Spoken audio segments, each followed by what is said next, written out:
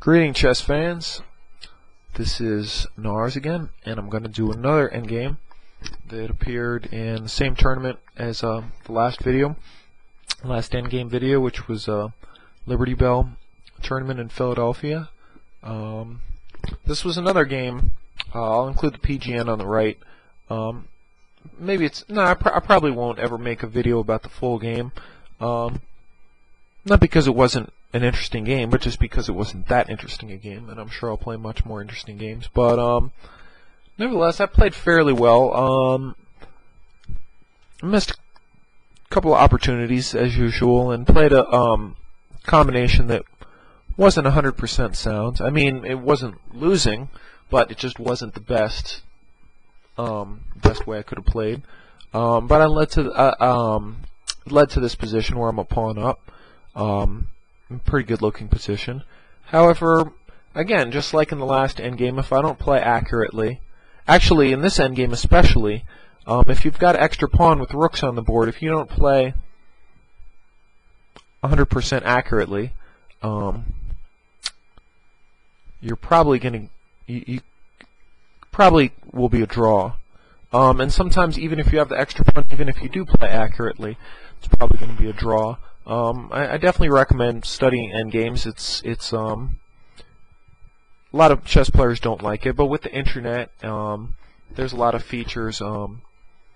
Computer Workout on chess.com I recommend. Also chesstempo.com has, unless you're a paying member, you can only do 2 endgame puzzles a day. But you know, even 2 endgame puzzles a day, it's a lot more than a lot of chess players do, which is 0 a day. Maybe once in a while pick up an endgame book for 15 minutes and then be like, oh, damn, I can't get into this, and then put it down.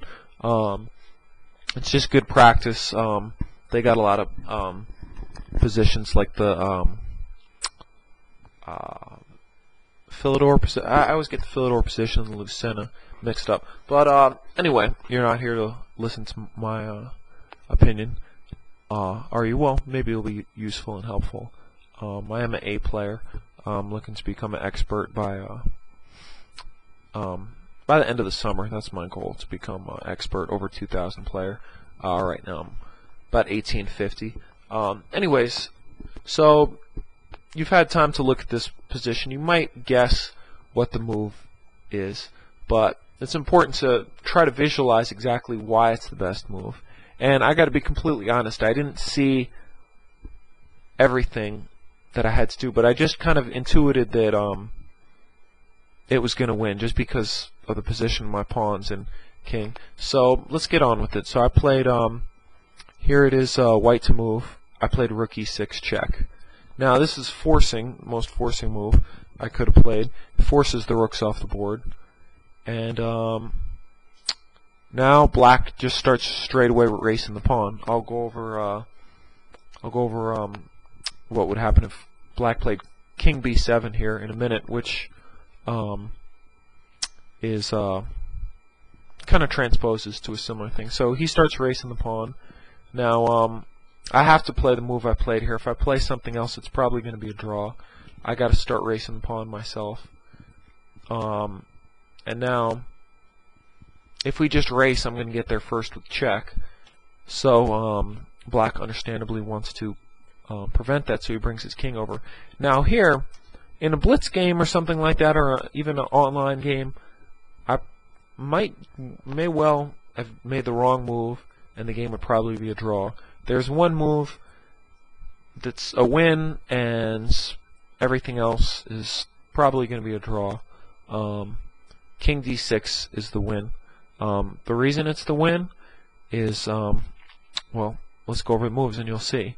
So now black has nothing to do but push the pawn, so that's what he does. I push the pawn. He pushes the pawn. We're going to queen.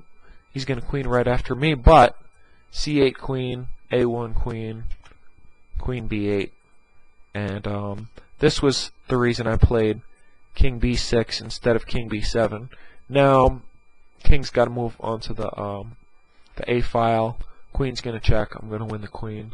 It's going to be mate in a few more moves.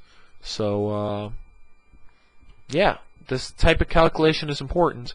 And when I played king d6 instead of king d7, I did see everything that was going to come from that. Although when I traded rooks, I didn't.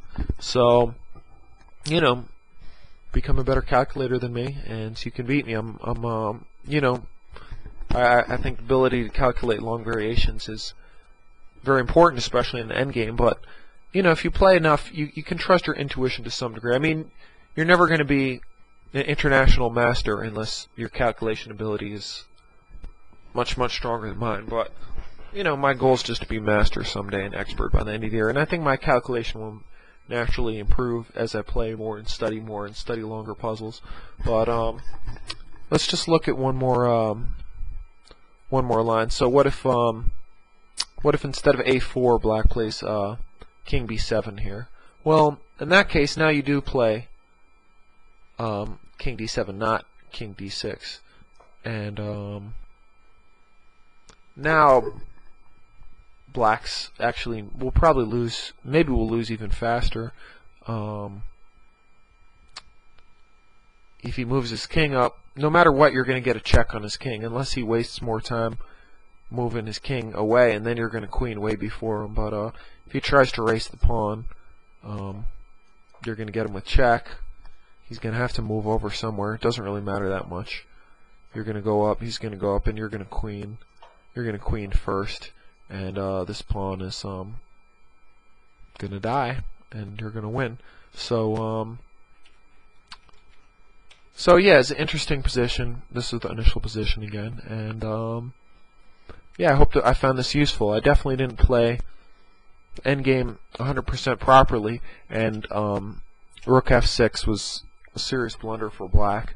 If he would have played 100% accurately, game probably would have been a draw. So, you know, even at the you know, 1800 level, it's important to just keep your eye out for tactics. And in the endgame especially, you have to make, sometimes there's only one move that wins and everything else draws or maybe even loses. So, you know, it is a critical part of the game. And I kind of got lucky here that he made a move like that, because if he would have played more accurately, probably would have been a draw. So, anyway, hope that video was useful for you, and feel free to leave comments. Thanks for watching.